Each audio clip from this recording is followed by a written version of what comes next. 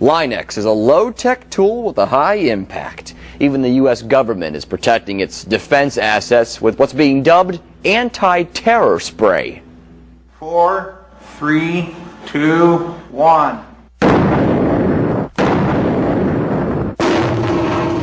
This frightening video was given to Fox 35 by a company that makes Line-X. It's simulating what can happen to someone if a bomb were to go off near an office.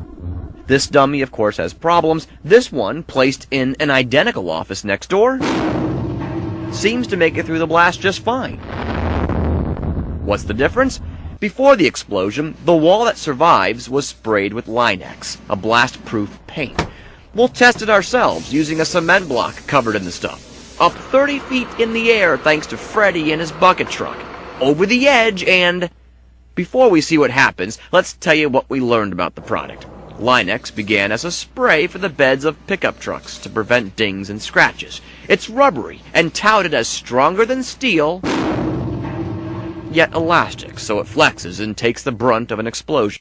It's the only coating approved by the U.S. Air Force for anti-terrorism bomb blast mitigation. To know that what we're doing now has a potential to save lives there, it's very, very important to me.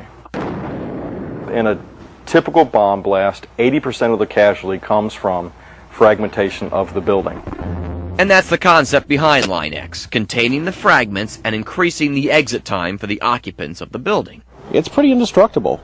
James Paul owns Line-X of Orlando. Locally, his team is busy spraying ambulances and Black Hawk helicopters for the U.S. military. It's just our way of doing our small part, to help our soldiers overseas. Back to our test. We had a cement block sprayed with Line-X. James recommended taking it no higher than 20 feet for the drop.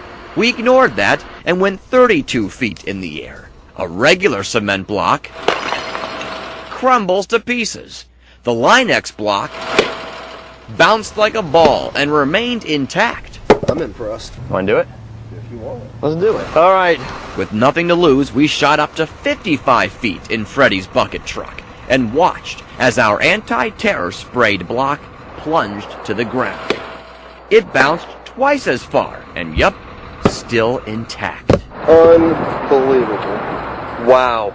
So the stuff seems to work, but it's not cheap. It can cost up to $50 a square foot. For example, if we were to spray the studio doors here at Fox 35 News, it would cost about $5,000. But you don't need to spray the entire building, just the areas that might be vulnerable to an attack.